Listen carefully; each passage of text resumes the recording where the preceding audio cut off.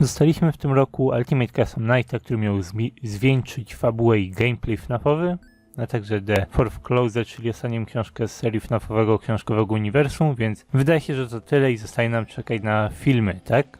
Nie, jak już sobie jakiś czas omówiliśmy, Scott ma w pracach FNAF VR, FNAF AR, konsolowe porty. Wczoraj wrzucił sporego newsa, który rozwinął nam, jaki jest progres z każdą z tych rzeczy i podał nam jeszcze więcej.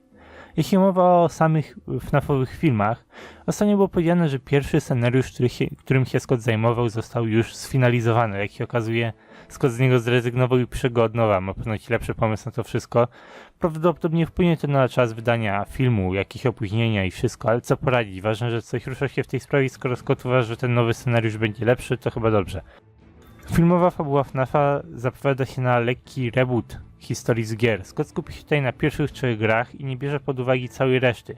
Nie oznacza to, że sam Scott nie lubi tych następnych gier, ale fabuła od 1 do 3 to coś, co fandom najbardziej lubi, więc ma to sens, żeby na tych częściach się skupić podczas tworzenia filmów, prawda?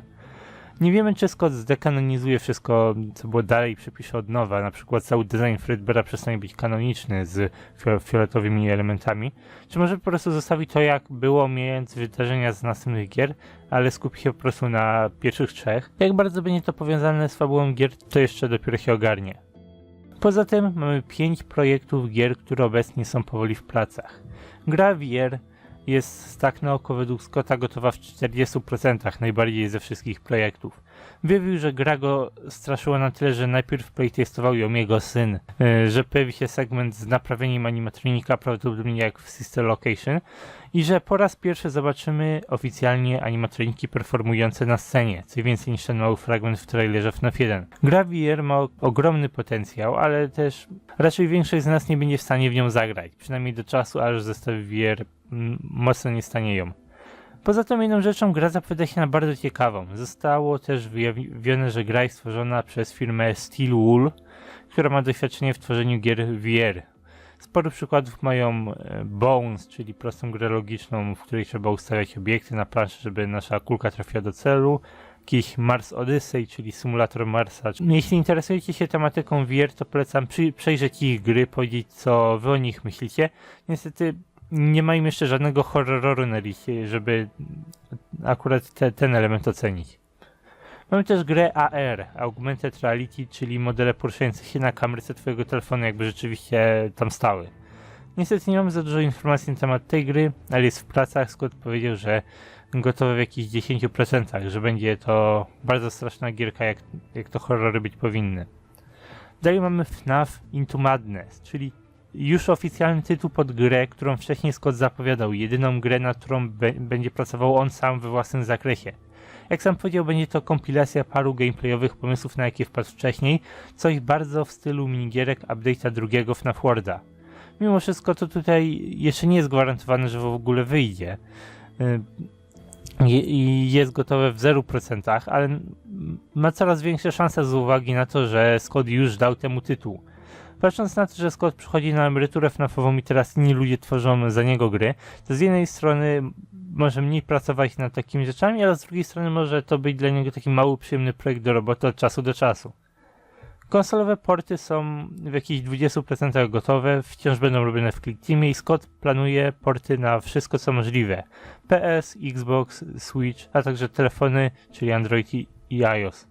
Z uwagi na to, że porty to raczej nie powinniśmy oczekiwać od nich za dużo, ale skoro to HD porty, to może coś się zmieni, coś się odnowi. Ciężko stwierdzić, nie ma sensu się mocno hypować na jakieś nowości w tych portach. Na koniec Scott rzucił czymś dużym. Przygotowuje umowę na grę AAA, to znaczy wysokobudżetową grę robioną przez oficjalne studio. Nie jakąś małą gierkę robioną przez indie dewelopera, jak to było w przypadku jego poprzednich gier. Możemy oczekiwać czegoś dużego, ale też raczej trochę to zajmie. Gra nie jest nawet zaczęta, dopiero planują różne rzeczy. Także jest masa rzeczy, których można obecnie oczekiwać. 5 różnych projektów gier, serii gier, z czego Scott uważa, że dostaniemy większość, jeśli nie wszystko, jeszcze w 2019 roku. Zdaje się, że tylko z filmem mogą się nie wyrobić. Ostatnią rzeczą jest nowa seria książek, którą Scott ma w planach. 5 książek, po 3 historie, wszystkie kanoniczne i znajdujące się we FNAF-owym uniwersum, ale niekoniecznie związane fabularnie z seriami Freddy's, czy z Williamem, czy z czymkolwiek dookoła. Po prostu krótkie historyjki w tym samym uniwersum. Może coś związanego z Remnantem, może coś zupełnie innego. Opcji jest dużo, jestem pewny, że Scott będzie umiał to wykorzystać w jakiś ciekawy sposób. Historie ustalone w tym samym uniwersum, ale zupełnie inne od siebie, to coś, czego ja osobiście bardzo chciałem od FNAF-a. Myślałem o tym bardziej w perspektywie następnych gier, które Scott może zrobić, ale jako osobne historie, książki, to jest to też rozwiązanie i co ja tutaj dostanę to, czego chciałem i bardzo mnie to wszystko ciekawi. Scott ma tutaj świetny potencjał, żeby odwalić jakieś nowe, ciekawe historie, żeby rozwinąć całe to uniwersum. Także cóż, trochę czekaliśmy na te informacje, ale widać, że było warto i mam tutaj parę ciekawych rzeczy. Na najbliższy czas raczej nie dostaniemy nic konkretnego, chyba że Scott zacznie teaserować to Into Madness, ale wiemy, że gdzieś w tle za kulisami prace się odbywają i przed nami jeszcze sporo FNAF-a. Nieważne, że fabuła się skończyła. No i dzisiaj to tyle. Zapraszam Was do pozostawienia jakichś komentarzy, co Wy osobiście myślicie na temat tych wszystkich nadchodzących rzeczy. Na pewno jest tutaj sporo do powiedzenia. Póki co jednak dziękuję Wam za oglądanie i do zobaczenia w następnych odcinkach.